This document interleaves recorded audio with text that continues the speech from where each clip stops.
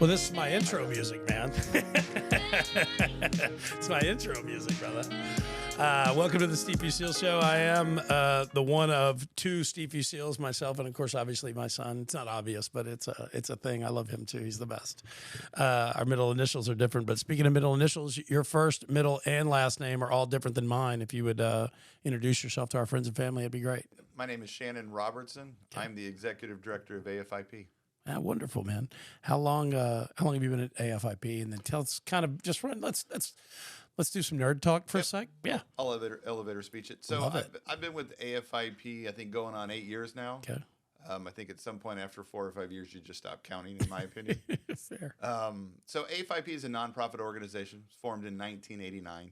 It was created by the industry. Okay. Right? You have GMAC, Bank of America, BMW.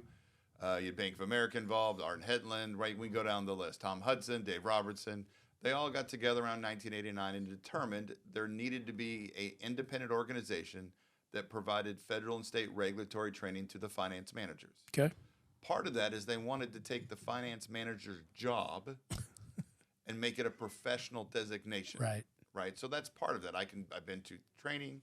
I have received this, professional designation. Here's my diploma. Right. The other part of it is it provides the dealers with due diligence. Okay. If somebody who's AFIP certified goes back to the store, violates the rules, they can be held accountable for those actions as a rogue employee Right. using the AFIP exam. So it does provide the dealer with some legal due diligence, but it also provides that F&I manager with some knowledge as well. Yeah. And as you know, the more confident you sell. Sure. You're not afraid to ask the customer questions because you know the answer. Right. I mean, we could go here all day long on the reasoning why you do it. But Right. when we were formed in 1989, that was the key aspect of that. That was the two focuses. Okay. So I think two things jump out at me immediately. It's like we were talking about this a little off camera before we got going, but so consumer protection, dealer protection, and employee protection is kind of what this all is. And that's sort of where y'all help come in to help people understand what those ideas are. Like how do I protect the consumer? How do I protect the dealer? How do I maximize profits ethically and then manage all those things? Is that fair? It's fair. It's a balance between all of those things. Yeah. Right? There's a reason why we do it. Here's why we do it. It protects you, it protects the dealer, and it also protects the customer. So it's tying all of that into one so they understand not just what the rules are and why they have to do it that way. We call it behavioral change training.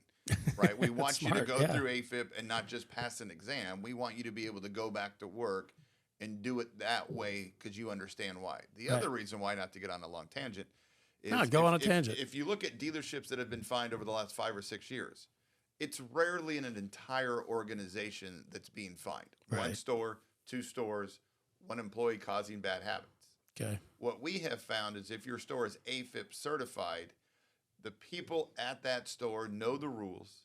They understand why you do it that way and the importance of not allowing bad behaviors to creep in. Okay.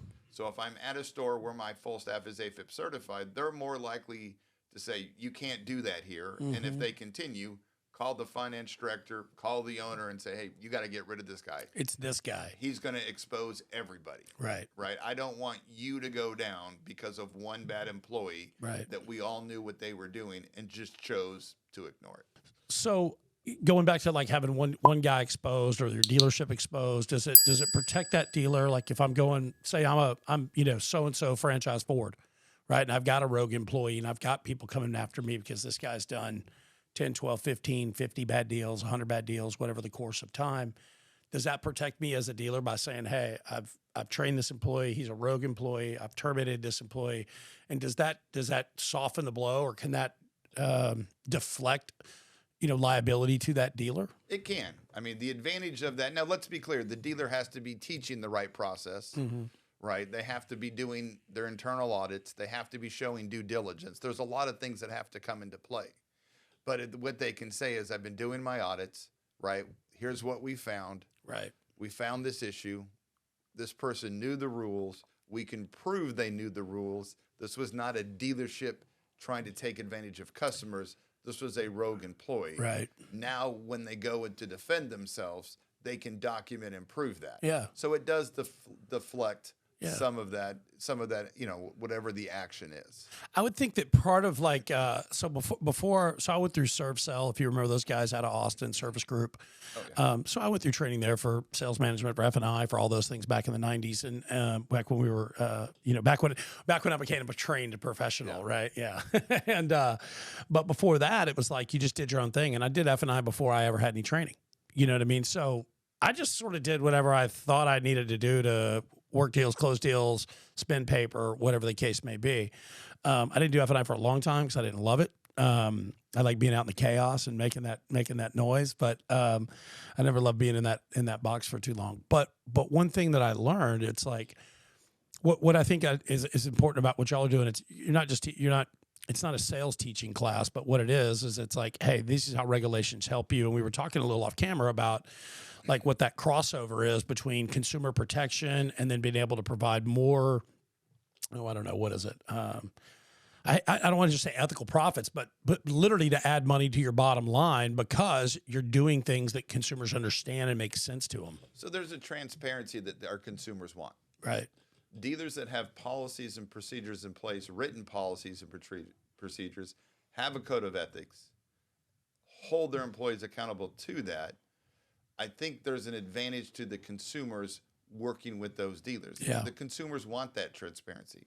They want that consistency. Mm-hmm. And dealers that have built those policies in place, customers can see it, they can feel it, and I think there's a sense of trust that comes with it. Yeah. It's less, those dealers are less salesy, if I can use that word. Yeah, sure, right. They're type less of approach. Less like the Bud Light commercial. If you remember, it's like, here's to you, Mr. you go. Used Car Salesman. Yeah. I don't have a guy on the floor telling the customer, I'm working for you. I'm here for you, right? This is all about you. It's all about you, Mrs. Johnson. That's the whole reason I woke up today. You're right. It's not because of my bonus plan. It's because of you. I don't want a Ferrari. I don't. Yeah. I'm here for you. So it eliminates that. It eliminates those, and it gives them word tracks, right? Yeah. It's all about building confidence. It's all about meeting the customer's needs. I mean, we're in a needs-based selling environment. I think that's the environment we're in today. It's needs-based. Right. So how do you sell in a needs-based selling environment? Mm-hmm. You're right. You have policies and procedures. You have word tracks, and you have a way that you do it, and it's the right way to do it, and you know your products. And I think that's the key. Knowing your products is the key to needs-based selling, and not just your products. I know my contracts.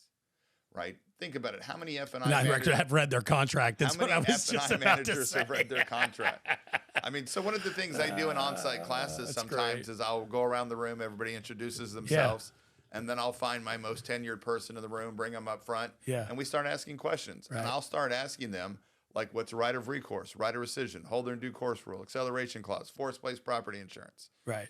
Right. And when they're telling me they don't know, then I have to say, I just asked you what 5 terms and conditions were on every contract you've asked the customer to sign. Literally for the last 25 years. 100%. Right. Law 30. It's right there on your law contract, sir. So and so the sad part is those questions I asked are the same question that somebody going against the dealer, whether it be the state attorney general, defense, they're going to ask those same questions. Sure. Now, just because I don't know those things doesn't mean I didn't treat the customer fairly. Right. But I'm not going to win that argument. Right. I think that's absolutely right. Is there I'll just kind of play fun games here. Is there a state that does it better than others? Oh my God. So I don't even know if I want to go on the record for what state. Yeah, let's go on record, man. We got to do this. I can tell you there are parts of the country where we travel that we know going in what we're going to find. Okay. Right. And I'm not going to name locations, but there's certain places I might go where I know I'm going to have a payment packing conversation. Okay. I know it no matter what. Okay. When I get there, we're going to have to address there's going to be a payment backing. Yeah. I know it. Okay. So there are pockets where you do find certain things. Sure. Right. I know some parts of the country we have to talk about why you're not allowed to change a customer's credit app after they fill it out. Is that a real conversation you have a lot? It is a conversation we have. Well, I mean, I think we all know it happens, but it's certainly not any dealership I've ever worked at. For the record, all the places I've mentioned on the podcast, it's never happened there and never will happen in the future. However, do people think that that's actually like okay? It's not that they think that it's okay. It's people don't understand the implication of their actions. Okay. Right. Yeah, define that. most I people, mean, I get it, but most people don't yeah. understand they can be held personally liable or accountable for what they do in a store. Okay. Right? It is a felony, Yeah. right, to submit inaccurate information to a credit reporting agency. Correct. It's interstate bank and wire fraud. Right. Right. So with that And said, that's federal. It sounds awfully it is. federal. Yeah, that sounds serious. and in the times I've run into situations where it's happened, or maybe a customer left and didn't sign everything, so the F&I manager's like, I don't want to have that customer to come back. I'm going to go ahead and sign this contract Right. on their behalf. They missed a page. I'll just sign it. Right. Right. So we do see some of that. Right.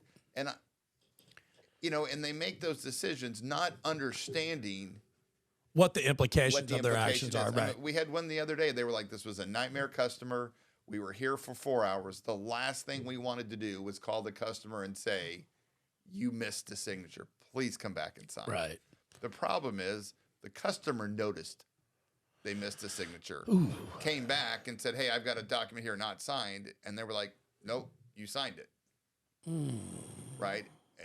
And now, of course, now she's calling the local authorities, all that stuff. Right. And they didn't understand that simple action had that kind of implication. Does that ever? I mean, obviously, it can lead to. But when we start talking about authority, let's kind of get into the weeds of it. So you and I told a story off camera. We were visiting, and I was telling a story about a guy that committed some fraud in a dealership I worked for. Ended up going to prison over it. I mean, it was an awful situation. It had nothing to do with any of the good people at this place, and I won't mention it. Everybody, with the exception of 2 people in that dealership, were amazing, honest, law-abiding citizens of the United States of America. And there were 2 savages in there that just didn't care about whatever they were doing. And how many people took the hit because of it? Yeah, a lot of people. Mm-hmm. Yeah. I mean, good people, like 100%. Took good hits, guys that were running the stores that had been there. There was a guy that took the GM of that store took a hit, and he'd been there 15 years. I mean, he fought and clawed. You know what it takes if you're listening to this podcast and you're not in the car business and you're just listening. If you have any idea how many hours it takes to become a GM in a car dealership where your dad's name is not attached to that building, it's I can't even get the words out of my mouth. I mean, it's a numerous amount of hours. It's a life commitment. I mean, you put blood, sweat, and tears. Right. You work the floor. You're bell to bell in the cell. You hit finance. You become a GSM. Yep. You become a finance director. I mean, it is a lifelong commitment to do that. It's a lot of missed basketball games as a dad. It is. You know what I mean? Yeah. It's a lot of missed basketball games as a dad. A lot of birthdays, a lot of 4th of Julys. You're not going to be with the fam. You're not playing dominoes and barbecue, and you're selling Hyundais, baby. Fortunately, it's true. Yeah, it is. Do you think that's changing at all? I mean, there's obviously places, but I mean, do you feel like that's shifting? I would say from a compliance standpoint, as a compliance company, we're in bigger demand now than we've ever had been, in my belief. I mean, we're picking up business that we've maybe would not have picked up 4 or 5 years ago. Yeah. And there's a lot of reasons why. Right. I mean, so let's get nerdy again. Yeah, let's get nerdy, right, man. So the FTC governs over. We're white and nerdy, white and nerdy. I won't dance because you won't have any listeners after that. Love it. All my dances make it look like I'm riding a horse. Yeah. I saw your wedding photos on Facebook. There you go. Yeah. So with that said, the FTC governs over franchise new car dealers. Okay. All right. There are 2 ways the FTC can enforce a fine on a dealer. Okay. One, you violate a written rule or written rule or written regulation. Okay. I don't have a buyer's guide. 50,120. Right. Up to that amount. Right. Right. Wow. I violate the advertising rules. For just something that we think of as just a piece of paper in a packet that doesn't matter. You're right. And very rarely did they come in and say, you don't have one buyer's guide. Here's the max fine. Right. So let me be clear. I'm giving you what the maximum fine is. for you. Yeah. Right. Per violation, they can go up to 50,120 for 2023. Okay. The second area they can fine you is what's known as UDAP. It's unfair and deceptive acts or practices. Okay. There's not a cap for a UDAP fine. UDAP. Wait. Yeah, I know. Wait a minute. You like pulled me off guard. There's not a cap for a UDAP fine. 100%. Jesus. And if you think about it, it's subjective. Unfair, deceptive in your acts or practices. It kind of comes down to how unfair do your jury of your peers or a judge of your peers or that community decide what can the FTC prove in court? Now, that power was given to the FTC and your state attorney generals under the Dodd-Frank Wall Street Reform Act 2008. Okay. That's why we've seen a increase in the number of enforcement actions on dealers. Okay. Because it's no longer about what is and what is not a written rule. Those things are in place now. You're correct. Right. And I think that's a big difference that with people that are listening that aren't in the car business, or young guys that are, or young girls, ladies, women, men, whoever that are coming in the business. It's like there were steps to these, these rules. Like, people don't understand. I'll kind of tell an old tale, but like, we all have window stickers, right? We call it the window sticker. Well, people don't know why that's there, right? And people don't know why it's called a Monroney sticker. I mean, there was a senator named Monroney who put that in together because his daughter was taken advantage of over a car deal, 100%. right? And he said, "Hey, this ain't gonna stand, man. Like, why are you doing this for one person and this for another?" So, what, back in the 70s or 80s? Do you have that? I don't remember. It was late 70s, early 80s when that came into play, because you used to go store to store and it was like, it was the Wild West of pricing, which is kind of where we got all of our bad name from, I think, as car people, whatever, because there was a lot of guesswork in what the price of that car should be or would be, So, there's a lot of people taking advantage of, but these things have played out the same way in F&I products and in 100%. Regulations, right? So that's where UDAP comes into play, right? You have written rules, advertising, buyer's guide, and then you get into deceptiveness, and it's great. I mean, I don't want to say just dealers. I think every business in the U.S. tries to figure out how to operate in the gray. Sure. UDAP governs the gray. And when we teach, that's the message we're trying to get across. Yes, you need to know what the rules are, what's the law, what you can and cannot do. Right. You also need to understand, what is the government looking at from an unfair and deceptive act or practice. Okay. A good example is junk fees. Okay. Right? Charging more for a product than its value or that I can justify. Right. Right? For an example, on a dealer addendum, I might have seen a dealer addendum that had nitrogen in their tires as a hard ad for $900. I might have sold that at one point. I might have. Yeah, but there's not a $900 value to put nitrogen in your tires. Okay, so let me tell you. Let me tell you this. I'm ready for this. Okay, I'll give you this. So listen, and this is a real conversation that I had with somebody. All right, I'll just put this out there. So a guy that I know very well asked me to come work at his dealership. It wasn't his dealership, in fairness. He was, general manager or whatever. And he said, "Steve, why don't you come over here?" And I said, "Okay, well, let me go look at your practice. Let's go see what's going on here. Do I want to work here, right? Because I can choose where I want to work now, right? Do I want to work here?" So I went over there and I hung out for a while, and I was like watching their sales process, and I was watching their pencil, and I was like, "Oh, this is awful." I mean, I was there 15 minutes and I was like, I definitely don't want to work here, but I've sort of committed myself to being here to watch my buddy's process. I've seen enough of it to know that I don't want to have anything to do with it, but we're sitting there and we got into it. And this particular dealer, and this will lead into other stuff, but man, these guys are lying on the internet, right? They're lying on the internet on Car Guru, getting to a great deal in a used car department. Then they're bringing customers in and they're doing $19.95 for reconditioning fees. They're doing $9.95 for a blackout fee, a $9.95 OSF fee, right? And then they're adding da-da-da-da-da. So we get into this giant argument. And when it all came down to it, I was like, "Look, dude, I don't want to work here. I don't want to be around this. This is not how I live my life." I said, "Look, I know people in this community, and people in this community are going to want to come buy cars from me. They're going to want to know where I work because these people love me. I love them. We're friends. And I'm not going to tell them where I work. And if I can't tell somebody that I know, hey, you can come over here and it's safe, right? You can come over here and have a good experience. I'm not going to work there. You don't want to be there. So I'm going to pull this all back in. We get into this giant argument about this, and I worked with this fella at another place where we sold nitrogen, and it was $9.95, but I think it was $400 or something. So we get into this argument, and he goes, "Oh yeah, you got all these morals or whatever now, do you?" And I said, "Yeah, I've got morals, man. Like, I've got ideas of what's good and wrong." And he goes, "Well, how about nitrogen for $400 or whatever?"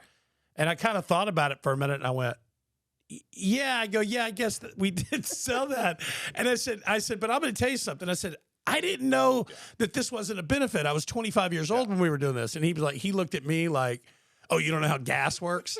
Like, you don't know how, like," it's like, "You never took my," so anyways, so that was my run. Right. And a perfect example of a junk fee. I pulled up. I'm sorry to get on my phone. Go for it, man. Here's another example of a junk fee. Okay. I won't give a dealer name, but this is a dealer's addendum. They're paying an extra price for the VIP program. Ooh. Everybody has to have it. Wait a minute. So you're a VIP, but everybody is too. Everybody Yeah, has- I love everybody that. has Yeah, to. well, it's your fair across the board, brother. As part of the VIP program, you get premium coffee and service, Ooh, bottled water in service, Wi-Fi in your. No, I'm not done. stop. Wi-Fi in your waiting areas. You get a workstation in your waiting area, and local shuttle. You get a complimentary alignment check. If it's complimentary, then you can't ask them to pay for it. Right? And then you get in a parents package. What do you think that hard addendum Let me play. was? Let me play the appearance package game. We know it's not PPF because PPF's expensive. They don't define it. There's no description. I bet it's the bracket around the license So plate. well, That's the yeah. appearance. So what do you think that they were charging for that package? $39.95. $4,990. Am I a miracle worker? There you go. Jesus, man. So we talk about what gives us. Can I ask a state? Can Yeah. I ask what state? Texas, of course. Okay, Texas. Okay. Of course. Yeah. We are still the Wild we are West. in Texas. Bro. That's why we I are the joked. Wild If West. we weren't bro. in Texas, I wouldn't have made the joke. But we're in Texas. You know, it didn't happen in California. No, but that's what makes us have a bad name. Yeah. Right. And this is Right. at a franchise store selling not high-end cars. Okay. So it's some of the cars these people are at this dealership. I'm buying cars to go to work. Yeah. I'm not buying this car because Yeah, I'm a yeah, car aficionado, right? Right. I'm not a collector. This isn't a collectible. No, it's not. Right. So that's where we struggle with our name. And sometimes, the government will say, we think dealers are doing this. And the associations, NADA, AFIP, and IADA will come out and be like, we don't do this anymore. Right. And then they find a dealer doing it. Right. Right? We're very clear to the government. We don't treat people differently based on class. A dealer in New York got busted marking up rates differently based on who you were. Hispanic, African Americans. Get out. When did this happen? About 5 years ago. So the problem is, here we are saying things aren't happening, and then they catch a franchise store doing it.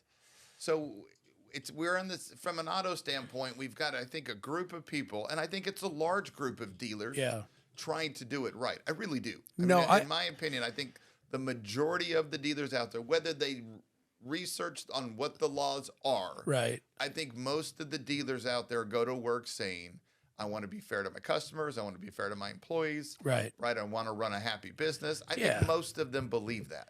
I would agree with that. I think there's obviously more benevolence than malevolence in the car business. That's what I've always said. I said some of the greatest guys I know, are in the car business, give you the shirt off your back, literally. 100%. I mean, you're going through a tough time with your wife here. You can move in with me. But I mean, what? You need a car to drive? I got an extra. I mean, I've seen it a million times. So I've seen the goodness of the business we're in and the generosity. And I think there's a camaraderie in this business that I've always loved. And I try to tell people, and they say, well, why would you do this for a living? Or, why didn't you become an attorney? It's like, well, because I don't like to read that much in a 4-year period. However, but I will say this. I'll say this for the record, and I'll say it on camera. I would have been a hell of a trial lawyer. I'm just going to say that for the record. So, Mom, that's facts. And I have a lot of trial lawyers that'll testify to that. But I think that there's a camaraderie there amongst anybody that does anything hard. I agree. I mean, we're not Marines, right? I mean, although a lot of us were, or a lot of us could be, but we've done hard things. We spent those times away from our families. We've spent those times in that fishbowl. That's what I like to call it, that glass business. With when you build that rapport and that camaraderie with people, you want to be good. And so why wouldn't you want to be good in the community? And I think the dealers, especially, like as I aged in my career, and you do this because that's who you're primarily talking to originally, right? You're selling these products, you're offering these products, saying, these things. And you're talking to decision makers, and those decision makers 100%. have, acronyms behind their name. And, I think for the most part, man, those people are good people, And so it's weird that this wildness runs amok, sort of this just wild vein runs amok in the business. But what do you think? I mean, I have my opinion. In my opinion, what drives it is we all make decisions based on our bonuses. Correct. And I'm not saying we don't deserve the income that we make. I want to be very clear. Agreed. We put in the hours. We do a lot of hard work. Yep. We sell. I'm saying people earn that income. I'm not saying they don't. But everybody works their bonus plan. Right. Whether you work at Walmart, whether you work at IBM, it doesn't matter where you work. Right. Everybody works their bonus plan. So I think that drives some of that. I think sometimes we get lost into what's right, what's wrong, what's the impact when I have a house payment I need to make. Right. Right. If it's the end of the month, I need to get $5,000 from this customer to Right. meet my bonus level Right. to make my house payment. Right. Right. 11 o'clock at night on Saturday, it's my So last many days. customer. Yeah. Right. That's when that decision-making process starts to go, what decision am I going to make? Right. And Because you're probably not making that terrible decision at the 3rd on a Thursday, 2:00 in the afternoon. You're making that at. my joke is I'm not concerned about the first 2 weeks of the month. I'm concerned about the last 2 weeks of the month. You know, it's a joke, obviously. Right. Right. But Right. when you're ranked within your peers, and Right. I mean, for those that are not in the auto industry, you reset every month. Right. Right. So you work your ass off for Start a month, over. if I'm allowed to say that. But You can work, say whatever you want. work your ass off for the Yeah. month. Hero to right? zero, man. Regardless of where you are, you start the next month back at the bottom. Yeah, I almost named this podcast Hero to Zero. Yeah. I really almost did. And then I just thought I'd go with a better name, which is my name. But it's silly. But it is zero to zero. It really is. No, it really is. That's the pathway. And so it's like, you know, it doesn't matter what you did. And we talked about this. I've talked about with Dillingham, I've talked about with Trent, with some of these guys and throughout my life. I mean, we're in the today business. We are. And that today business can be very difficult and high pressure for people to live under. And if they're not performing to the highest level, or the people around them aren't performing to the highest level, and your bonuses are predicated upon these other people, like a guy in the box sitting in an F&I office. Well, if that front end ain't doing it, well, you're not doing it either. And if you've got that mega payment, if you've got that thing, or you're going through something and your head's not right, you know, I think that's where your company does some great work. It's teaching folks ahead of time how to stay honest and why to stay honest, and then how to, you know, stay on those pathways to success, I think. It is. And we have a whole ethics section we get into. Right. And I think from an ethical standpoint, it's important to understand that if you don't have something that drives your decision-making process Right. in the moment, it's difficult to make the right decision. Yeah. But if I've established as a human, this is what drives me, this is my personal code of ethics, Right. then in the moment, it's easier to make that decision because you've mentally preset, this is what I'm going to do. Right. And let's expand that. And let's take it beyond the actual employee. Yeah. As a dealership, right? As we have compliance departments and as we set expectations, is my owner, my finance director, my GSM, and my compliance officer, are they on the same page? Right. Does the same code of ethics from my owner trickle down?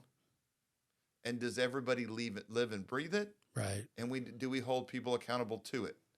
I was in a store in Arkansas. We were talking about code of ethics, and I loved it because when you walked in, the code of ethics were on the wall as you walked in. And I joked with somebody in class. I said, I love the code of ethics here. And he said, you ask any employee here, and they can quote those. I love that. I loved it. And then I said, how do you hold people accountable to it? And the finance director said, I had to let go probably one of the best people I've ever known because they made one bad decision. But it was a decision. But it was a decision. Right. And it was a clear violation of the code of ethics. Right. And he said, I hated it. I'd known this guy my whole life. Yeah. Was a good person. Yeah. Ran good numbers. Yeah. And I had to let him go. He said he's working not far from here, killing it at another store. Still talk to him. Absolutely. Right. But if I didn't hold him accountable, everybody else at the store would have known. Well, that's how the Wild West ensues, right? 100%. I mean, if you don't have accountability behind whatever those things are, and if so you said it best, they had a code of ethics in place, and then they held people accountable to those. And that's where it gets. I think the car business is always straight off path with, you know, getting bad names or with whatever, because I can tell you a lot of war stories, as can you and anybody else listening that knows this. How many guys were your number one salesperson, the wildest person that anybody ever met in their life? 100%. And they sold all those cars in 2.5 weeks. And the other 2.5 weeks, they were on some kind of wild bender and you had to find them or something. It's like, why does that exist? And why do we allow these people to exist, you know, to work in these environments and taint everything because they have talent to push metal and drive profits? Like, can't we find those people? But is it really talent if they're not doing it the way it needs to be done? No, It's right. not. It's not. There's a difference, and not to pick apart what you said, but in my opinion, it's not talent if I don't do it the right way. Yeah, no, I'll give you that. Right. I'll concede to that for sure. And I can find, you take me one guy, to your example, one person that's killing it for 2 weeks, that I'm going to have a lot of compliance issues on. Oh yeah. In finance, I'm going to have a lot of chargebacks on. Right. I'm going to have I'm going to have complaints and upset customers. And I will take you get rid of that person and bring in one or two performers that are good performers, Yeah. not rock stars, Right. clean deals, sell on a consistent basis, low chargebacks, and I will take a team of those people any day of the week. And the dealer will do just as well with those people. How much do you have any well, I mean, I can take anecdotal evidence here. This isn't a court of law, right? Yeah. It could be though. Let me get a gavel. Kangaroo court. We're in court. Kangaroo court is in session. Yeah. Judge Judy. Yeah. Well, she's a treat. I know. You know what? I wish Judge Judy performed my wedding. That'd be amazing. Can you imagine her? Let me tell you about him, like just going off. Anyways, what kind of evidence or data can you provide, or just anecdotal of changing when y'all come through, right? Say a store that's in the Wild West, and you shift these ideas over to people and say, hey, look, here's new ways of thinking and new ways of doing and accountability and ethics and all these things, and push that to a dealer. What performance do you see, raise lower, that kind of thing?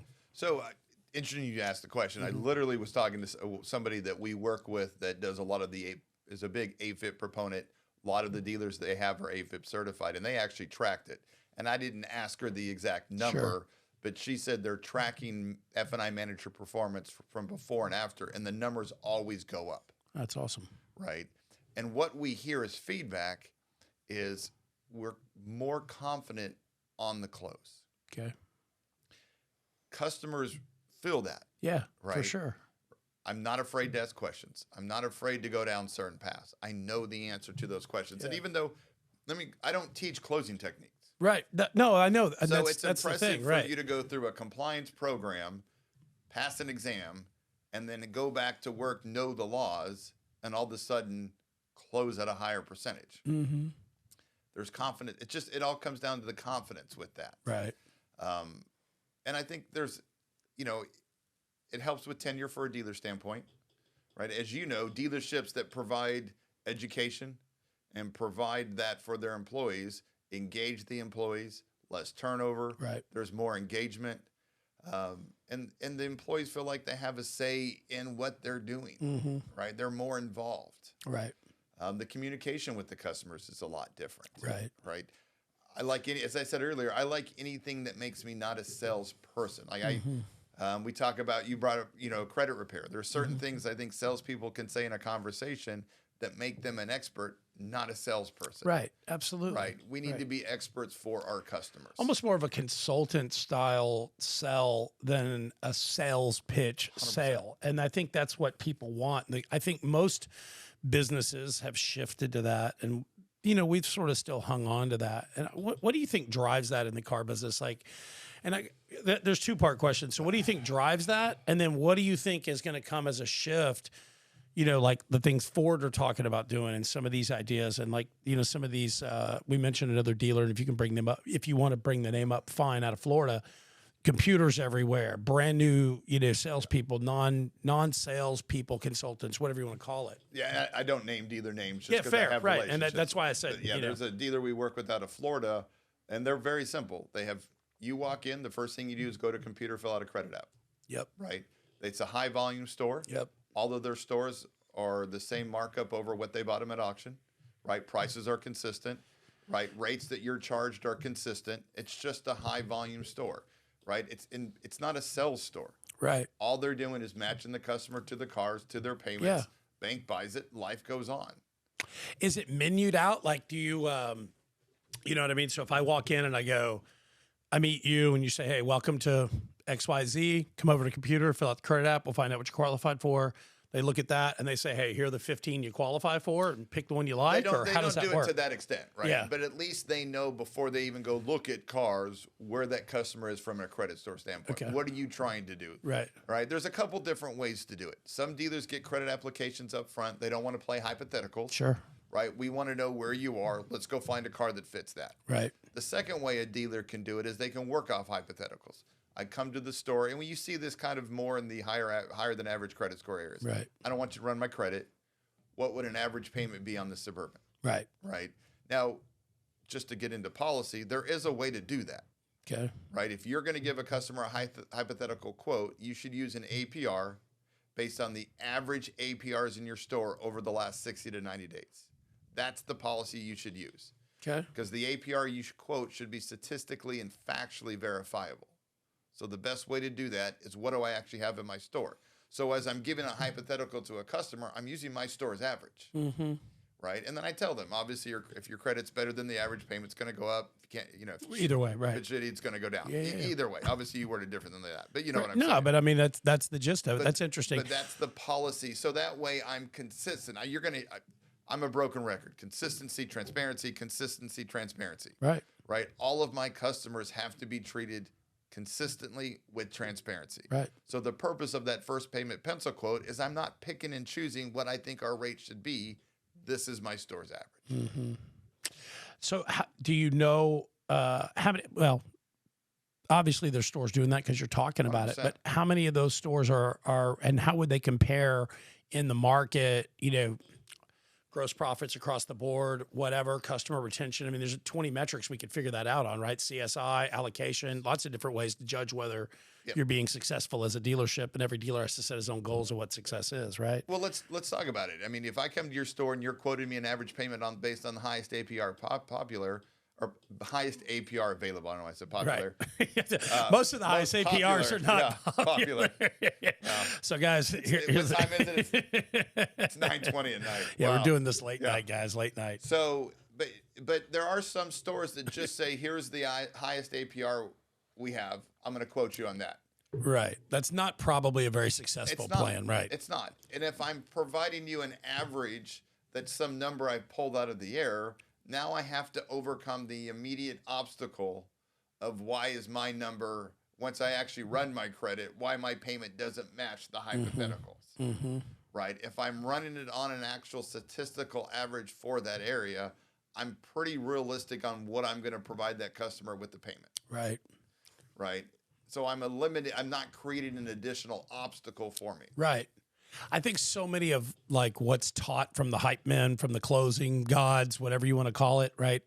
I think a lot of those things create roadblocks and customer tension that don't need to be. I'm always pleased when I get around professionals and guys that study this business and do things, and in any business, right? When you watch somebody that's spent a lot of time, energy, and effort thinking about things and trying to like understand them and find a new, better way to do things, it's always beneficial and exciting. But I think when we look at stuff like this, because there's always the push off, right? Hey, listen, I wasn't smart enough to get that job in finance. I applied for it. They said I wasn't smart enough for it. Listen, I'll work out your payment. I'll give you the best option you can. Let's talk to the finance director. He'll get you squared away, right? That's like AB baseball, right? Like you learn that's how you get to first 100%. base, right? There's a lot of different ways to push that and to shred that off. But I think that's an interesting concept of just saying, hey, I mean, even as a salesperson, if you're listening and you're new to this, you're going to sell 5 cars, right? So let's talk about this. And how does this sit with you? If you're selling 5 cars a month, you're selling 10 cars a month, and you're doing that math, well, you know what your customers' APRs are. You have access to that. I mean, you can talk to your finance director. Hey, would they buy it? What was this at? You could run that for yourself. Your CRM can run it. Your for sure. Your GSM right. can call your 100%. CRM company, and if they just say, I need you to set up a report to do an average first pencil payment quote, they're going to know what you're asking for. Right. Right. Right. The question is, are they willing, right? Because obviously I think if you're at some of the places where you folks have been, and some of these places that are hyper interested in being compliant and being the best in their community, sort of that high end experience, that customer satisfaction, really driven kind of dealership, that's going to ring true. If you're at Krusty the Car Dog, whatever, it's going to be tough for that young guy to get that. But they could make that up on their own, couldn't they? No, you would need to run the average on it. Could you run your own customer's average? You need the store needs to be consistent. The store, correct? Right. So we talked about UDAP earlier. Right. One of the things couple areas of government focus. One, consistency. Okay. The second is disparity. The government's concerned that we're taking somebody who's a non-protected class, right, and treating them differently than a customer that it's a protected class when all the other variables are similar. Right. So one, we have to be concerned with that, whether that be markup over our buy rate, whether that be markup on our aftermarket products. Regardless of what we're doing, we have to be consistent, and we have to make sure we don't fall into a disparate violation. Right. The other thing is, if we want to reinforce that we're doing things right and we're treating customers fairly, we have to be consistent on our process. And one of the things we work with our stores with is everything you do has to have a written policy, right? Your store gets zero protection if you're asked why you do something and you don't have a written reason why. Mm-hmm. Right? There's dealers that have been fined, and I won't name the names, Sure. significant amounts. We're talking in the millions. Right. And they're asked, how do you do your aftermarket pricing? Well, back-end allowance. But how did you determine the price? If there's not an answer or a policy as to why, I'm subject to the government's perception on why I'm doing it. So if I want to eliminate government perception, I have to create my reality. Right. How do I create reality? I have a written policy and procedure in place. I do it up front. Yeah, and it's not the exciting stuff. I mean, this is the stuff that nobody wants to sit down and actually do, right? Because if I have a written policy procedure in place, guess what now I have to do? I have to teach it. Right. I have to enforce it. I have to document, and now I have to update. This is why dealerships should have compliance departments. That's what a compliance department does. Right. Right. And it's also why they should be on the same page with all the other decision makers. You don't think that person should just be the sales manager, huh? No. Who's your compliance manager? It's Frank. It's the same guy penciling my deals. It comes up a lot. I get I'm the compliance officer. I'm the best finance manager. And I'm always like, don't you think you have a vested interest? Like, there's a little bit of conflict of interest here. Yeah, right. I want to do it right, but I want to make the most money. Right. So, and even if you even look at the compliance guidelines, it clearly states if your store is a large enough store, it needs to be a separate position. Sure. And we're starting, compliance guidelines started to come out. We're talking early 2000s. Right. I'm still finding stores that have yet to sit down and put together any of those written policies or procedures. Franchises. 100%. Yeah. And I get, in most states, you can use safe harbor protection. A dealer can, like, if you get audited and you're doing something, you can, and you think you can defend your actions. If I have a written policy and procedure in place that's approved by legal counsel, I have a way to defend it. Right. If I don't have that, I'm subject to whatever the government says. Yeah. And let's go back to UDAP again. It's subjective. Right. I can't argue. The government will say we've established the danger of that, right? For anybody, financially, fiscally, says, whatever. I think you're doing this. Right. How do we counter that argument if we haven't said, here's our written policies and procedures? Okay. What do you think the culture is? So let's back up. Let's get into you for a sec, right? So we can figure out how you know all this. So, give us the 20-second. You grew up where? You went to high school? Did you go to college? How'd you get in the car business? Let's dive into that. All right, let's do this. So let's do it. I was, and I don't mean to offend. I grew up in Texas, but I'm not a Texan. Okay. Right. All my family's originally from Colorado. We're big Bronco fans. So no, I'm well aware.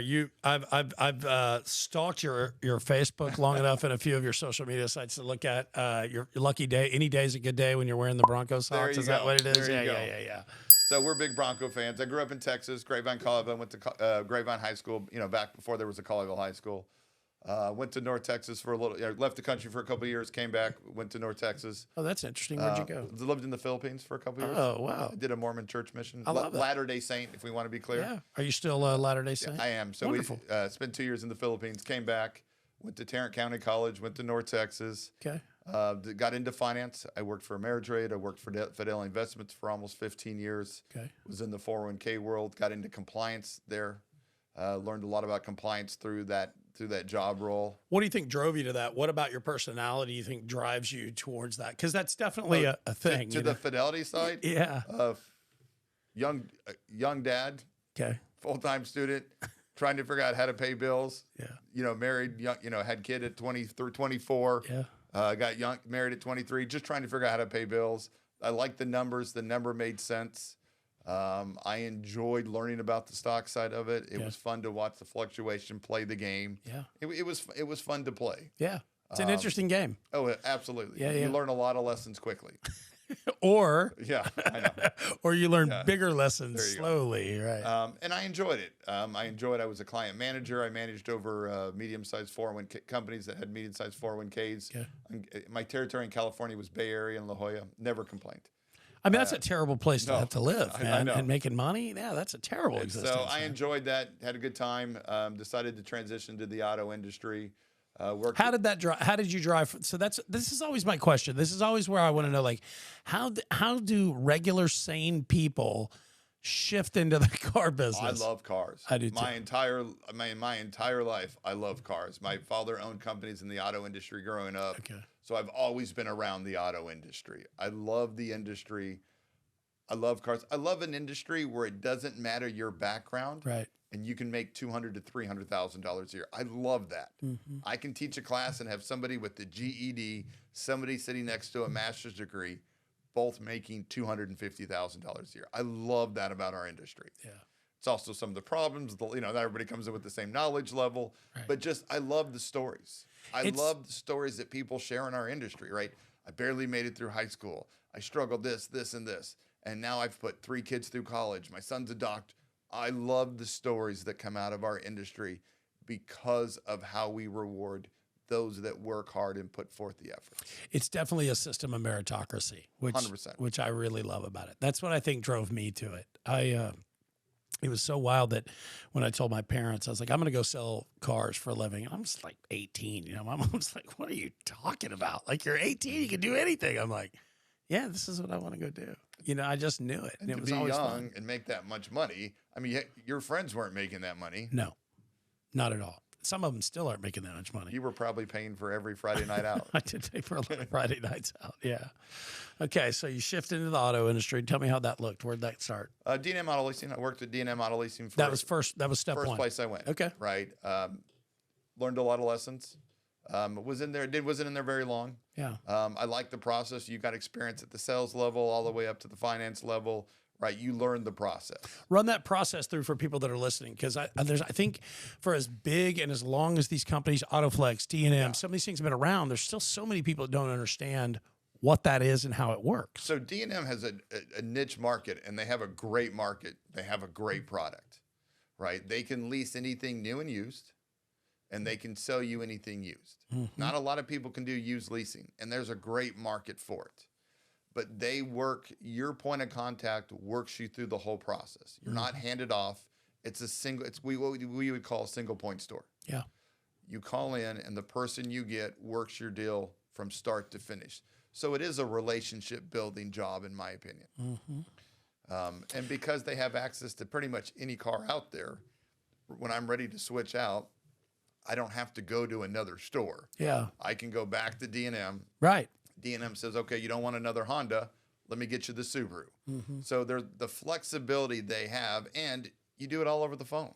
It is interesting because I think maybe if I would have learned this earlier on, I think it might have been something I would have paid attention to and shifted into, because I am relational as a person. I mean, I've maintained relationships. I always had referrals when I was on the floor as a young person.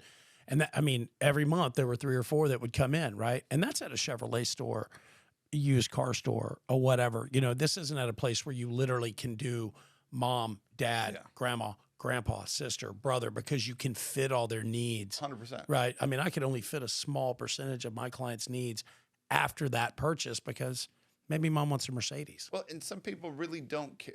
There are loyal people to a brand. Sure. We're starting to lose a lot of that. Yeah, for sure. I mean, I wasn't at D&M during COVID, but I'm pretty sure they probably killed it during COVID. I would imagine. Because their model that everybody's trying to go to now, they've been doing for 25 years? Yep. I mean, it was originally Don Davis and Dave Moritz back in the day. Yep. Right. So they've been at that model since I think the 90s. And killing it at the model. Killing it. Right. Right. Quietly killing it. Loyal customers, good marketing, and they have such a strong brand. The referrals for them is where they survive. In my marketing and referrals, and people like the relationship. And like I said, a lot of the customers we worked with, you take the phone call, you show up, here's your car, here's your contract, right? You're good. You drive away with their trade-in, and you're done. And the experience is so different that it's interesting to talk about, I would think. So the model is as itself is smart because look, if you come to whatever dealership I'm working at, right? So-and-so Chevrolet, you love me. We have a great time. We have a great relationship. Maybe you'll buy another car from me, maybe. But you're probably not going to go tell about this wild experience that you've never had that you know your friend hasn't had, right? Whereas if you go there, you're like, this is crazy. I called this place because they advertised the Cadillac. I wanted a Cadillac. They got me a program. Start to finish, this guy was professional. They did this, brought the car to me. The contract was, I mean, that's something that people haven't heard of. And so that's how that business got built. But I mean, and think about totally it. Different. How many other car businesses can say, I've bought 15 cars, right? If you're leasing every 3 or 4 years. Right. So every 3 or 4 years, you see your neighbor come home with the new car. Somebody's going to say, how are you doing this? Right. Right. I noticed you have the same license plate cover, D&M Auto Leasing, every time. I mean, there were people that have been leasing cars for 30 years. They just, every 3 years they call, rotate it through. Right. There's not a lot of places that can claim that type of loyalty. Agreed. And their flexibility. I mean, they have a great model. I mean, I you know. Oh, they really do have a great model. I mean, it's genius. And they do a lot of things really well. Yeah. Right? Yeah, they're professional. 100%. And if I come to your store, your job is that I don't leave. Right. Right. Your job, because you know if I leave, I'm going to go to a competing store. Right. And you're going to buy something. 100%. If I call in, work it out over the phone, there's a relaxing way that business is done, that my walls are down. We're having good conversation, good communication. Right. You're working together. It's a very consultative role. Do they only do leasing? And that's something I'd never know. So you can purchase straight out, right? Well, I haven't been there in a while. Yeah, when you were there, we'll speak on what you know. So when I was there, you could lease anything new and used, and then they could sell you used cars. Okay. Right. Yeah. They had a small inventory of cars that they took as trade-ins. If they didn't sell within so many days, they went to auction. Sure. But I mean, I use like Texas Auto Direct. I mean, I would call them and say, "Hey, if you got a car I want, I would buy it from them, you know, and hand it over to my customer." Right. So, and it's a cool model. And customers that play the payment game, right? Well, so many of us really lease our cars, even if we're buying it. I mean, I say never. I'm not going to pay off. I'm going to pay off my truck because I decided that I was at an age where I could buy a truck and have it until my son has sons. Okay. You know, so I was like, look, I'm going to buy this truck. I'm going to pay for it. And I'm not even paying for it. I run it on Turo. I've got a couple of cars on Turo. Really? Yeah, I've got a couple of cars on Turo, which are fun. It's an interesting experience. It was an experiment for a year. And I'm going to continue running my truck through, but I'm not going to do my other car. I have 2 on. I'm not going to do my other car. But the truck has worked out really great. And that's just literally paying for my grandson's car, right? Which I don't have yet. Yeah. I mean, but when my son has a son. So I know Turo's big in Miami. It's big in California. Is it a big Turo area in this area? Yeah, it works great here. I've had tremendous luck with it. Like the first month we put it on, we put both cars on, and I had one in the shop or something. I think my truck had got wrecked. I got hit in the rear on the bed, and so it had to get fixed. And so it was in the body shop. So I bought this other car, and that's kind of what it spurred. I was like, I kind of want another car anyway. I was like, okay, well, we'll just put this on Turo. It made sense to have, you know, multiple cars. I was like, okay, well, this will pay for itself. And so I put the Infinity on, and it went like day 2. It's like, boom, booked. And then it was like, okay, it's booked for 3 days. Like, okay, well, that worked out. It's very smooth, very seamless, super respectful people. The thing that I look for the most part, that I thought was really interesting is I thought people would really be, because this is how I would use it, like looking at things I might want to purchase. You know, like if I wanted a Bronco, like, well, we're going to New York, let's drive the Bronco and let's see what that ride's like, right? What's interesting is that most of the people that are renting my car own the same car in another city. Really? Yeah.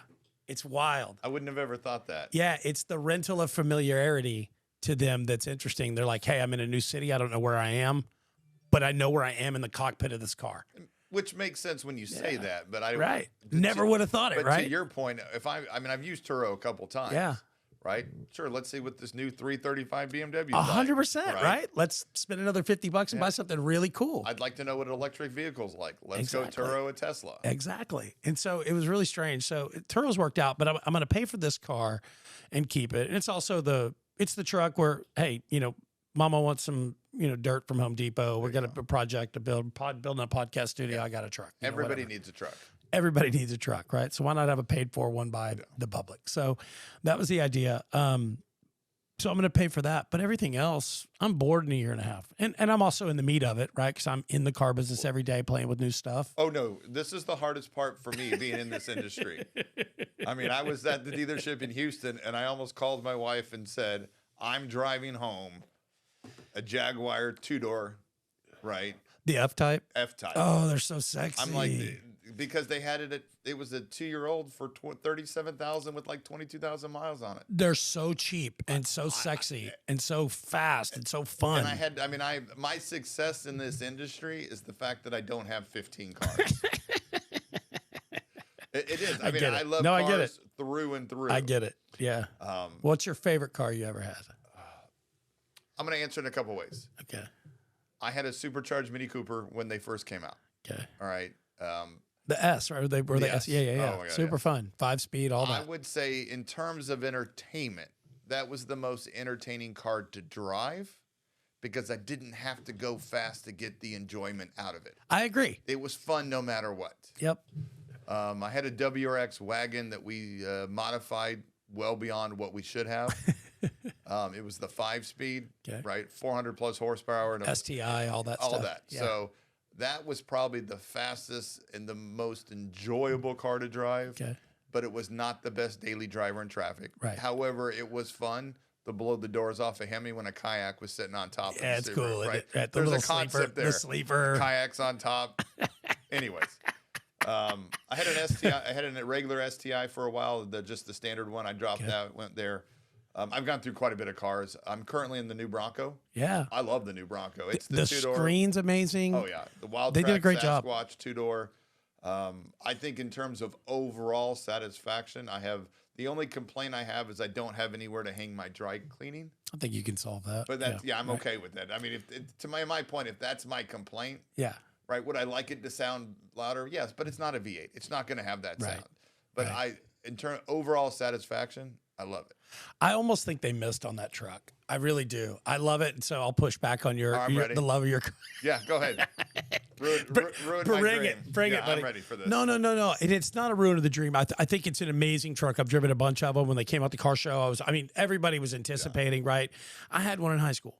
Okay. You know what I mean? So I get it. I love it. You know what I mean? I love that car. And so when I got it and I thought it was, my pushback was that it was a softer truck than I think I was ready for. I get that. Does that make sense? 100%. Yeah. I think the FJ Cruisered the Bronco. Oh, I love the FJ Cruiser. See, I hate the FJ Cruiser. Oh, really? I hate it. Have you taken one off-roading? I have not taken one off-roading, so that's fair. But in all fairness, also, and this is you know what? I probably should not say this publicly, but I do not like Toyotas. What? Yeah, I do. Why? I have never. They are great cars. I know. They're reliable. I know. I've got you. We might have to take a break. I mean, of all the brands I've heard people say they don't like, not to put you on spot here, but there's a lot of brands, and I won't throw any out. Right. But we can go down the list. There's a lot of brands that have maybe not made the best vehicles, have negative connotation to it. So let me clarify. Toyota's kind of been off the radar. I don't know why they would be on your radar. They're not anybody's radar. That's exactly my point. So this is what I've always said about like the Toyota, right? Again, phenomenal product. 100%. A phenomenal product. I hope that my wife and my mother drive Toyotas, right? I mean, I would buy any one for anybody that ever wanted one. I get it. They're amazing. I just think it's like, this is what I always said. It's like the Toyota is it's the best non-sex appeal car of all time history. That's a Honda. That used to not be Honda, though, man. Honda was cool in the day, man. Fast. Listen, let me ask you this. Besides the Supra, have you ever seen a souped-up Camry? No, but that new little all-wheel drive car they have out right now. Yeah. So, but the Prelude, yes. Yeah. Okay. My dad had a four-wheel steering But SI, amazing car. Honda in the 2000s dominated the CRV. And then they lost it. They did. But that's if you talk about non-sexy. Right. So it's funny that I'm going to go way off topic. Go for it, man. We don't have a topic. I've always loved the conversation of what are cars that are only cool to own if you own them. Ooh, I'll give you mine. You want mine? Oh, yeah. My list is already. This is a debate we have. I've got some friends that are all in auto industry Yeah. because they love autos. Yeah. These are the things that we debate. I get it. It's only cool if you own it. It's only cool if you own it. To me, it's the 2002, not the year model, but the model BMW. So it's the 70s, 72 to 78, something like that. BMW 2002. Tiny little box, tiny little 2-door coupe. Okay. The prelude to the 3 Series, right? The car that saved BMW. 100%. People look at that. And I tell them, like, this is a dream car of mine. And they look at me and they go, like, what's wrong with you? You know what I mean? It's a 4-cylinder, tiny little thing. And I think it's amazing. Miatas? Are Miatas? It's on the. Are they only cool if you have a Miata? Only cool if you have it. Fair. Because it is cool. Because you can do so much to them. Like, that's the ultimate little track car for a regular guy. For people that know that, Right, yes. But right. for the average person, people look at the Miata and think it's not cool unless you own it. I went on a date. I'll tell you things. So this is adjacent to that, right? Toyota MR2. Oh yeah. Okay, right. This is. I want to be S2000. Yeah. And this is like 2000. I don't know the year model of the car, but this is like 2006, something like that. MR2. Yeah, I'm at a Mazda store. I was going through a divorce, and I was dating this. I was going to date this girl as a first date. Super cute. I liked her. She liked me. And we were shutting the store down. I was like, because I drove a demo. I'm like, what am I going to drive? I got Z71 Tahoes. I got all these things. I was like, this would be fun. I get in this MR2. I'd never driven it. Super nice car, in great shape, low miles. I pick her up. We went out to eat, and I could just tell when we walked to the car, it was over. You know, it was over. MR2 falls into that category. It's only cool. Early Porsche Boxsters, non S's. Okay. I think fall into that category as well. I'll buy into that. What about, well, see, I don't know if it's only cool if you own it, but this is a utilitarian type thing. Like, I get it. You're a Subi guy, it sounds like. I enjoy, so my niche is small, fast cars. I love all-wheel drive. I won't show you. If you We will. I'll off look. camera, I'll show you what I did to a front-wheel drive car. Yeah. It's sitting in the puddle. I got it. It's in the river. Front wheel drive cars should only exist if you're under 20 years old. There you right? go. Yeah. I love all-wheel drive short cars. Being 6'4", I get that. Whatever it is, but being 6'4", I like cars that are small, S4s, right? Yeah, great car. I mean, I like Right. the M2. I would take an M2 over an M5. Sure. Right. I love the M2s. Cool little car. Those are the things that I enjoy Driving. Right. It's like a poor man's Carrera or something. You know, like. Boy, you just knocked it all off. I'm just saying. And when I say poor man, I mean a reasonable person that doesn't want to drop 150 racks. I get what you meant. It takes all the cars that I appreciate, and it's like, let me just put them in the trash. All right, look. So I'll tell you what I'll tell you. I'll do it to myself. Okay. So the other day I'm kicking it. I'm in full blown 104 temperature fever right now on a car. Okay. My Infinity is in my mind no longer my car. It's no longer my car. And so it should never been, but that's okay. I get it. Okay, you want to talk about reliability, bang for the buck, performance? I mean, it depends on which one you're in. But I get it. I there's get an it. argument I there. get it. There's an argument there for it, it's definitely not a Camry. It's definitely not. Can I guess what? Let's see if I can guess the car you're going after. Oh, let's play a game. Is it a 2023 model? No. I'm a believer in 3 to 4 years old. Okay. So I'll give you some hints. So current body style, but there's probably a body style change in a year or so. So I've got a year or so to drive it and enjoy that zone. So I'm getting late model enough that I got low miles, all the features, all the fun without all the money. I'm not buying the big boy. So I'll give you a little bit of a hint. There are, I think, 5 models of this car available. Oh, wow. Uh-huh. Yeah. Foreign or U.S.? It's foreign. Germany? Germany. Ooh, good guess. Look at you, man. Let's see. You already took your shot at the Audis. I didn't take my shot at the Audis. That's 4. You called it like a poor Yeah, man's but car. that was. I'm going to take it off the list. I was taking the Audi sort of out of the list. I'm an Audi fan. Yeah, Sorry, I'm an Audi fan. I'm going to take Audis off the list. Okay. You're doing good work here. I think the Mercedes are too heavy for you. Yeah, I'm not into them. So that only. But this car's heavy. It only leaves us with the BMW at the moment that I can think of, unless I'm missing. You're missing. I know I'm missing something. You're missing. Porsche? It's okay. a Porsche. Okay. It's a heavy car. Are you talking the SUV? No. Okay. Nope. I'm going car. But it is all-wheel drive. It is a Are you Ford. going the 911 Targa 4? No, bigger car. I'm gonna do the executive. I'm doing the Panamera. Oh, really? Yeah. So Mama hates bumpy cars. Very sensitive to bumpy cars. Wifey. So That's what it is. yeah, it is what it is. And so that does guide my decision on some It's an things. easy justification. Yeah. So Maybe this Porsche has the least amount of bump in it. it's pretty much I what have I'm to doing. have it. You should have heard my pitch. You should have heard my pitch. Anyway, What a great pitch. so Panamera 4, and so I'm in the meat of it, right? Okay. And we're digging through the sale. We're looking for cars on, OVE, whatever else, and I'm sitting there digging through them with my buddy. And I'm like, what about this? What about this? I'm going down the list, and I'm like, I'm going to take Panamera off the click. Let's just see what's up in these price range where I want to spend this money. And a Cayman comes up, right?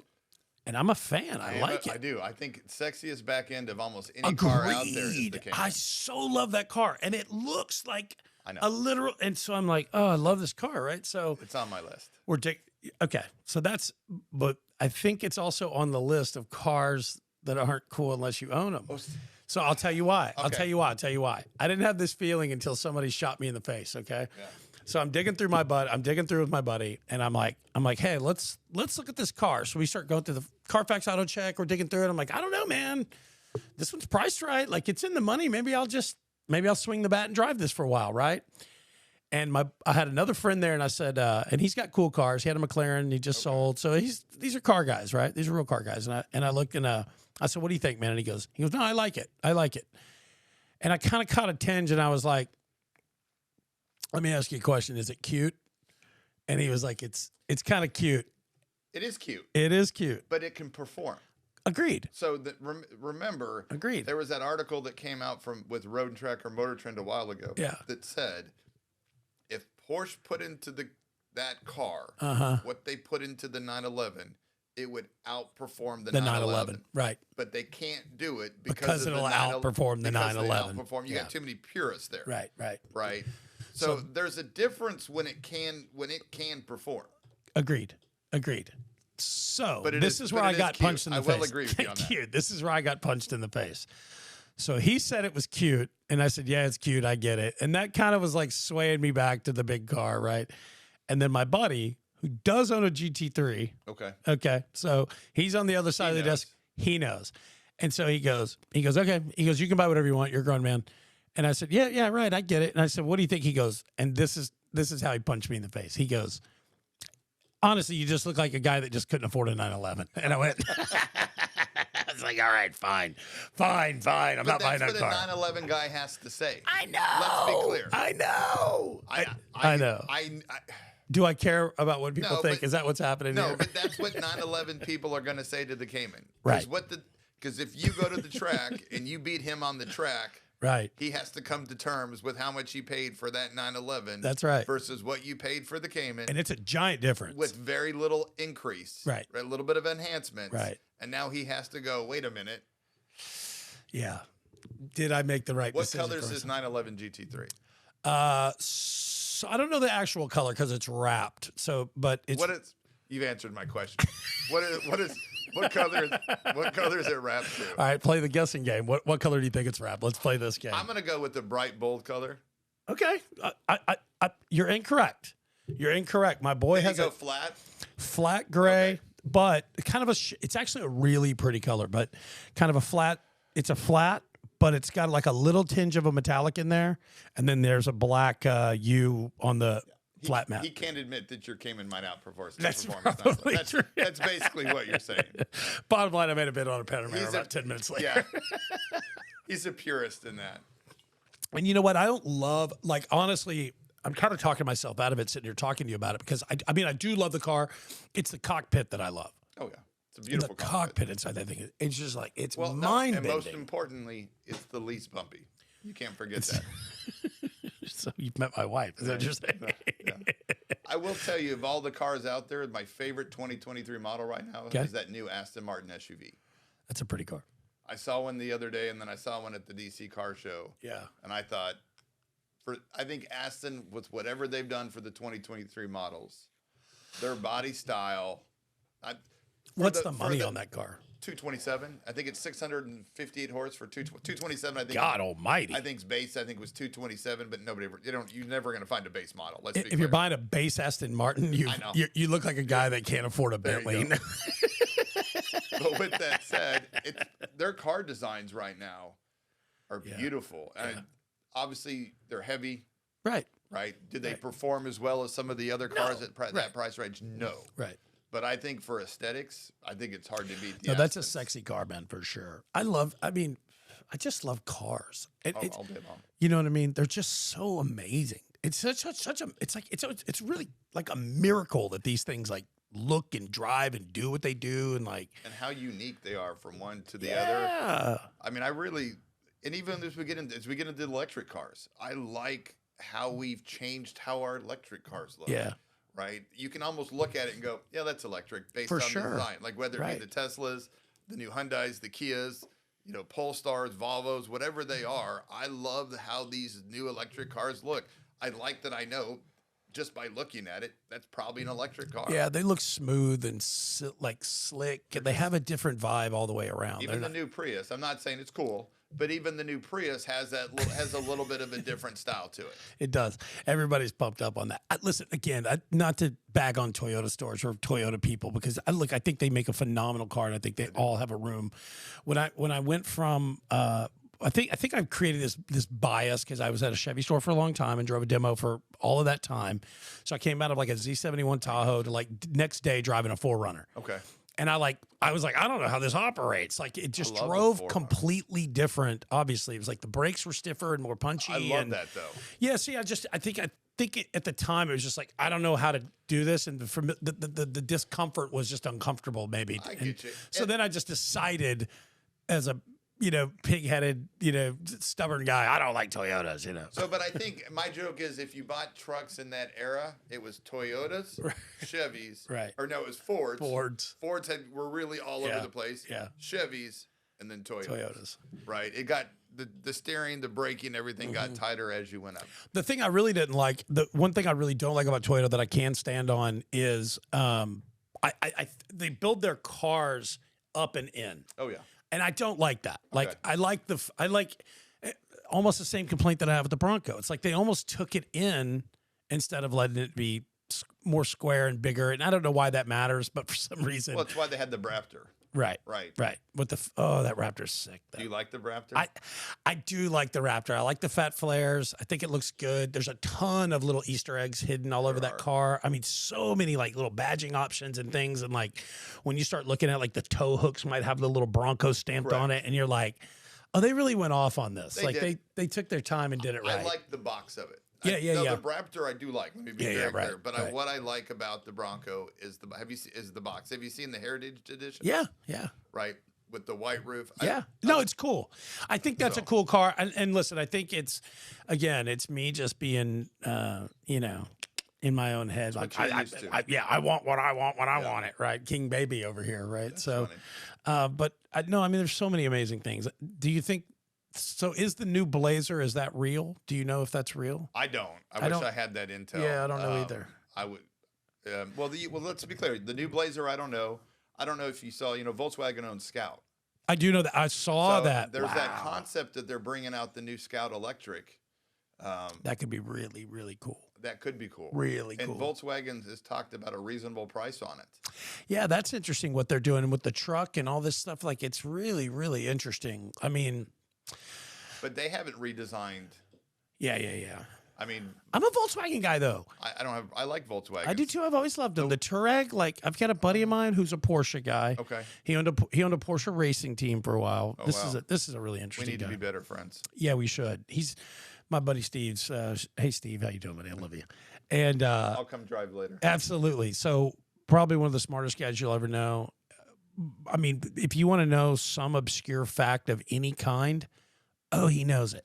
And then he knows the back details on it. I mean, It's ridiculous. He's a cruiser, he's older in his days and they cruise a lot. And his big thing is going on cruises and doing the trivia on the cruises so that he can crush people's dreams, I think. Funny. Because he can crush your dreams. And but he'll tell you, he was a Porsche guy. He co-owned a Porsche Performance Center here in Dallas. With a friend of his for many years, and they built, race engines for these things and raced them out in Fort Worth or whatever. So he knows all the details. And so he has a tour rag that's very unique. It's like this coffee brown color, this beautiful interior. It's like a one-off car. And I was like, listen, I don't like going around asking people for things when they die, but I'm interested in Can that be in the will? if this happens, do you think maybe I could pay, for it? I'd love it. That's funny. Volkswagen makes good cars. They do. They're fun to drive. They're reliable. The one I'm interested in as well is Mazda talks about trying to become Highline. Right. Mazda's kind of making a push. Really? Yeah, they really are on a game plan to become Highline. Can they do that? So I don't know if you ever drive Mazdas. But you said you worked at a Mazda I ran a store. Mazda store, yeah. So the newer Mazdas are beautiful lines. They drive well. They're reliable cars. They make the nicest car nobody wants. As long as they don't put a rotary engine in it, they're good. That was a fail. That was another cute car. And Okay, C. that's another. RX-7? 100%. Yeah. It's cute. The little third door, it was really cute. It was really cute, yeah. But they make good cars. And to your point, They make great cars. They're the best cars. Great cars. They're the most, I would say they're not the best, but they're some of the best cars out there that you don't see enough of. For sure. Austin, Texas, Roger Beasley Mazda. I think they're the #1 Mazda store in the country. Oh, wow. I mean, they're all over Austin just because, and he's one of these guys that built a business based on service. Okay. You know what I mean? Like when people buy those cars from them over and over and over and over and over because of the way they run that store. Nobody's like brand loyal in Austin, Texas to the Mazda, but you want to do business with Roger Beasley over there. That makes sense. They're great. And good for him. I mean, but yeah. I would say if we want to go brand loyal, Saab was one of those cars. I love the Saabs. See, I'm sort of a dork in the way like you in those ideas. I love the Saabs. Oh, when I go, I certify a bunch of stores in Charlotte, North Carolina. Oh, where? I lived at Charlotte. All over Charlotte. Yeah, so I worked at the Bobby Beck store at Beck Imports of the Carolinas before Sonic bought it out in 07, 08 or whatever. Yeah. So we're in, Charlotte a lot. We do some. Andretti has a lot of stores out there. Yeah, but I think most of those are owned by Hendrick. I think if I remember. Oh, Hendrick is what I was thinking. Hendrick, that's what I was thinking. So we might be out there certifying a lot of the Hendrick stores. So with that said, may or may not be. There's one of the dealerships there. There's a Lambo store that I keep asking Hendrick to buy because I'd like to see the Lambos. I'd like to be able to visit. And then there's a Saab sign. And then there's a generic store. And the store that bought the old Saab lot kept the Saab sign on there. I love that. And every time I drive by, I love seeing that old Saab sign. That's amazing. Yeah, it's really cool. You know, what I'm thinking about moving out of this studio and into another studio. And we're looking at some stuff. And then what's fun is you start looking at like, okay, well, now what do I get to do if I have a lot of space to play with? And maybe having a Saab sign seems like a great thing to have. Like, I think you should line your... Or, it would be cool if you made a desk of nothing but car emblems. I've considered something So not too far from that. Yeah. Put the whatever it is over it, put the top on. Yep. But, so many car companies have changed their emblems over time. That would be a really cool collection or an office piece. I would do it only if at the tip of it over here in the corner, let's say on either end, I had a retractable rolls when you go to touch it. I'd have to build that motor. I'd have to build the breakaway motor inside that. We've got one, and a buddy of mine had never seen that before. And I was showing him, and I was like, hey, look. And he was like, and it goes in. He's like, that's cool. I was like, well, for, whatever they cost. $1,100 option.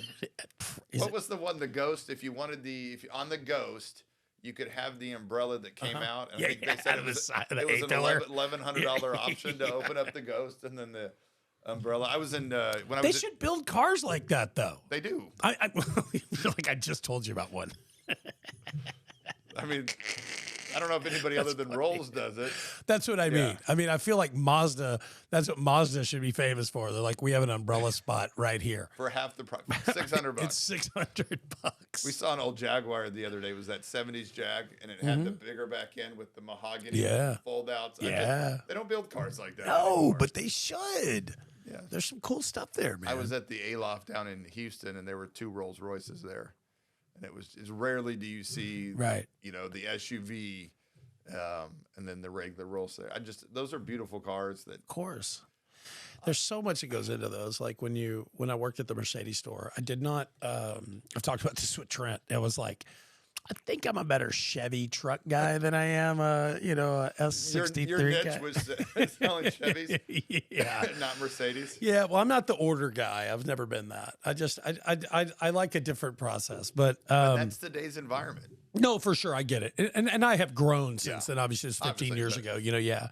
But at the time, it was, it was like, I think Candace Lowe called me Sriracha. I said, people describe me as obnoxious and loud. And she's like, we'll just call you Sriracha. I was like, I like that. Nice compliment. Yeah, I thought it's better than that. Yeah. The thing I thought that was interesting that you and Trent were talking about was the change of the sales environment. You talk about order takers. Yeah. Right? Yeah. Nobody sold anything for 2 years. That's it. I think we got green peas that are making $250,000. And they're about to get a wake-up call because not only do I have to learn how to overcome one obstacle, I now have to overcome 2. So I go from taking orders, not really not that I'm not selling. I don't want to take away from their job, but not what you would call. Not the old style of, hi, how you doing? May I earn your business? You're correct. Right. But now that I have inventory, and now that I have an interest rate obstacle, right, people we're going to learn who can sell and who can't. That's it. And for a lot of times, your comment about the Mercedes, right? Some of these Highline stores, they've been order takers for a long time. And making good money. Let's be clear. For sure. I talked to the store and the guy's like, I sold the same number of cars this month than I did 18 months ago, and my income was half. Right. Yeah. Because we actually have inventory. Yeah, and there's choice. I mean, the markets drive choice, right? I mean, supply and demand, these are simple little concepts you learn in 8th grade. I mean, it's when you have supply, you have less demand. When you have less demand, competition gets driven. That's how the car business got started. How do I sell more cars here than Bob across the street that's got something very similar or more of, or XYZ? What are your differentiators, and how do you do that in the market and become better? Do you think the dealers, sorry to interrupt, do you think the dealers hurt their potential long-term clients by doing market value adjustments on everyday cars during the last 2 years? I'm not saying that. Let me be clear. Yeah. MVAs have been around a long time. Sure. But But on this scale, absolutely not. Because we started to MVA a car I needed to go to work. Mm-hmm. Right? There's a dealership in Texas, $50,000 markup on a Braptor. Yep. Limited edition. Right. I don't need a Braptor to go to work. Right. Right. It's 50,000 is a lot. It's not my say whether it's enough or too much. That's not my call. My point is I get the concept on an MVA on like a Braptor. On a limited thing. Totally get that. Sure. But dealers that were MVAing every single car on the lot. I'll tell you a story. I was at the car show at the State Fair here in Dallas. They got all the buildings you can go through and you're walking through. And I wanted to go look at the EV Hummer. It was the last day of the car show. We were up there walking through, having a good time, eating food we shouldn't be eating, that was unnecessarily fried. And I would go through and looking at the Hummer, and good-looking guy, chiseled, in shape. Looks like he's either lives in the top of Museum Tower because he just has like this air of I'm very wealthy and in very good shape and healthy. Yeah. And had 3 great kids, and my wife was talking to the kids, and I was talking to him, and we were doing car stuff for just no reason. And I was like, he was like, yeah, man. And we just started talking car business. And he's an investment guy, and so he's got some money. Has a autobiography a Range Rover that he was getting rid of. Okay. Beautiful car. So he's in this. He knows nice stuff. Right. We're talking back and forth, and he goes, and he literally had it on his phone. He goes, I tried to buy, it was an EV Hummer. He was like, I tried to buy one today. And he's like, let me show you what they did. And he pulls out a screenshot on his phone, pulls his phone up, opens it up, and it's an e-lead pencil from unnamed dealership, right? You got all the options, the payments, and the deals. And the market value adjustment was $125, $150 on a 150 car. And I'm like, I saw it. And he was pissed. Yeah. He was pissed. And he was like, I'm not going to buy a car there. And he goes, I'm probably never going to buy another car there. So to answer your question, I think there's definitely a point, and they definitely have hurt their business. But It also hurt their trade cycle. It hurt their trade cycle, but it hurt them the same way it probably hurt the dealer down the street. So, XYZ Chevrolet pissed off X set of customers, and X set of customers will go to ABC Chevrolet because they didn't treat them that way, even though they lost their set of customers that are going to XYZ. So you think it'll be a wash? I think it's a wash. I think there are going to be some obvious outliers like this guy that's like, I will never buy another, I won't deal with these people, period. And that's probably a branding thing or something. But I think for the most part, I think it'll wash. I think that's an interesting concept on a wash, because you're right. Because a customer in 5 years isn't going to remember that the neighboring dealer, I know my dealer marked it up. This guy did it to me. I don't know if my neighboring dealer did or did not. I mean, Hendrick Automotive Group has a very firm rule. There is no market value adjustment. None. None. Not even during COVID. No. Wow. Rick came out and said, we don't do it. Good for him. I mean, Mr. H was very clear on that.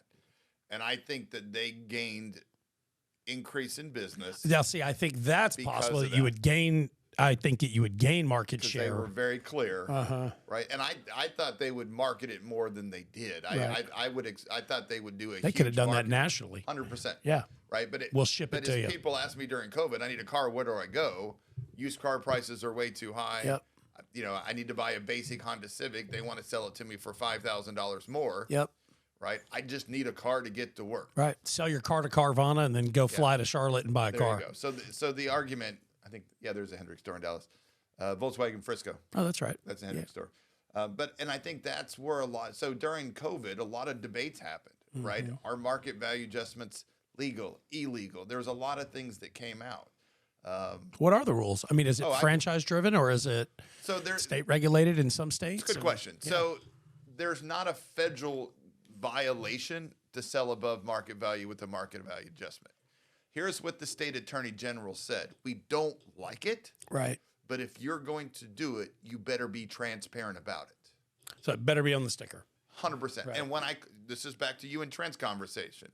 When I call BDC and say, what does this car cost? Right. You better tell me the price of that car plus the market value adjustment. And if you're going to require in-house financing, and if I have to have a trade-in, you better tell me at that first point of contact. Okay. Because there was an increase of complaints during COVID at a pretty significant rate for people that said, I thought I had the car. I thought I had a deal, right? I showed up.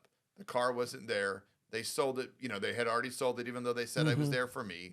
I get there. I have to spend 10 grand above market value. It's not on the website, or because I don't have a trade-in. And what got some dealers in trouble is they forced in-house financing and gave you a rate nowhere close competitive to the current rate you had. So they didn't say you could not. They didn't say you couldn't force inside financing, but you had to be transparent. And if you were going to do it, you had to be competitive with it. See, that's the question. It always felt like it. I mean, honestly, it feels like it should be illegal to say UDAP. Yeah, right.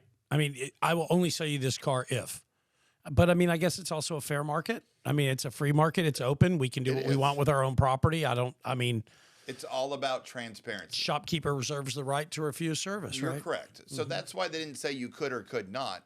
What they were looking for was transparency. And consistency. There you go. Which is what we talked about earlier. And if we look at, not to go back, but if you look at dealerships that had enforcement action against them, the question is always where does that start? Yeah. Right? Everything starts with consumer complaints. Right. And I think that I wish more dealers, and I'm going to side tangent, I wish more dealers understood that concept. It's an easy thing to say.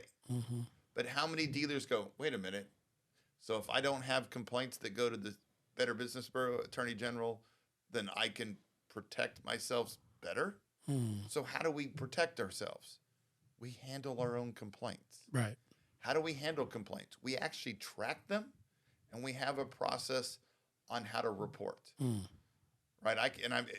If you look at the last 3 or 4 large dealer groups that were fined in the $1 million amounts, it was all driven by complaints. One of the stores, the brothers owned the store and said, how did I not know this was happening? And then it was, well, each store handles their own complaint. Well, that's why you didn't know.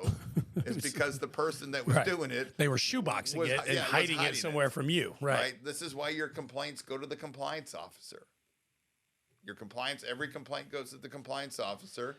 They track it. I don't know why every dealer does not have a link on their homepage that says, I mean, if you're not happy, click here. click here, because somebody who's going to complain is going to go somewhere. Yeah, right. Why not have them drive The to you? Better Business Bureau will forward complaints over to an attorney general. Right. Right. That's what they do. That is. Right. So attorney general gets complaints, and if I'm in a state with an aggressive attorney general, they're going to call you and say, I've got 3 or 4 complaints. Mm-hmm. I need to come do an audit. And it might not even seem like that many, 3 or 4 complaints, 4 or 5 or 6 complaints. And I'm not saying that, obviously complaints are bad, period. But you're like, I sell 1,000 cars a month. I got 3 complaints. Like, doesn't seem that bad, right? But it's enough to strike something, and that's enough of a worry that you should want to avoid it, period. Well, and attorney generals are looking for low-hanging fruit. Correct. Right? The government agencies are not large enough that they have enough manpower to go audit everybody in the U.S. So what they're looking for are low-hanging fruit. And the best source of that is complaints. Right. And nobody likes car dealers. No. Well, I mean, we like us, but yeah. I mean, the idea, what we always said whenever I worked anywhere that, especially new car franchises was, I remember a car deal where everything was above board. We went above and beyond for a guy. He came back 4, 5, 6 days later. This was like, and here we go back to our conversation about bonus driven, right? We've got a month change. It's February 3rd. I was a salesperson. This is deal number 30, deal number 25, deal number whatever it was that was significant earning for me that I stayed there till 11 or 12 at night to close that car deal, right? Yep. 4 days later, the guy's like, I don't know. I don't want this car. And we're doing everything we can to keep that away from our GM to try to get that, because we know when it gets to Alfred, it's over. Yep, it's done. Because he's like, it doesn't matter, Steve. I don't care what you're paying. I don't care what this means to you. I don't care if it made 30 grand for the dealership. I'm not going to have pissed off customers walking around the Woodlands. 100%. And he was smart about it. And now as a grown up, right? I mean, I was a 26-year-old kid looking for a bonus, but as a grown up, you go, yeah, right. Okay. Smart. That's why your name's on 5 signs right now. There you go. Right? Because you were the grown up in the room at the time. And one deal's not worth it. And so 10 deals aren't worth it. 50 deals aren't worth it. Right. Honestly. I mean, even if it was 4 deals a month, 5 deals a month, that's a consistent pattern of irregularity and problems, and that's not worth it. It's not. There was a guy on Facebook on one of these Bronco groups, who actually put a complaint in on the FTC's website. Yeah. And he had a call from the manufacturer, he said, within hours. Ford. Because they're not playing around. Because they're watching that. They know complaints there get reported. That's right. Right? Just to show you how serious they take that, within hours, he'd had a phone call. From Ford Motor Company. Tell me what's going on. Right. Right? I don't know if I can solve the problem, but let's talk about it. Let's talk about it. Right. And that hurts your allocation and all kinds of things 100%. as a dealer. Yeah, I mean, that's going to tear your dealership apart eventually. And a lot of the manufacturers required the dealers to report complaints. Right. So the problem with the battle here is I don't want to have to collect all the complaints, because then I got to tell my manufacturer about it. There's things that come into play. On the other hand, I can't keep my business clean, in my opinion. And I don't think that I'm fully aware of everything happening in my store. Right. If I'm not actually collecting and tracking what my customers are saying. Yeah, no, I mean, that's more than a fair assessment, right? The question is, it comes down to each dealer. Do they want to know? How much do they want to participate? Do they want to collect the check? Deniability does not exist. Right. It doesn't. Your name's on the sign. It does not. Your name's on the sign. I didn't know. Doesn't. I have yet to find an attorney that'll accept that as a legally defensible stand. It doesn't work. I didn't know. No, I haven't audited my store for 5 years, but I didn't know. I didn't know. Right.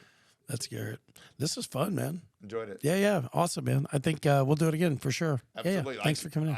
I can talk compliance and car stuff. Yeah. All day long. Okay. Well, I think we definitely will talk. I think we could do it all day long too. I love it. So you just need to get Monster as a sponsor. Oh yeah, we got to do Monster as a sponsor. Monster. Yeah, we'll do a group. Well, mine's over there. You're good. Actually, I got it. We'll do the group camera here. We'll go 3 cut. Hey, thank you to Monster for keeping us up at 10:30 at night. By the way, if you want to help us, we're interested in being helped. Shout out to us and send us product. We're into it. Oh, cash. We like cash. Oh, I'll take Monsters over cash. It's almost the same thing for me. It really does equate to cash when it's all said and done, right? Man, thanks for coming in. This was super fun, man. Thank you. Great to have you. Appreciate it. Awesome. Thanks, man. Bye-bye. All right, let's go. That was great, man.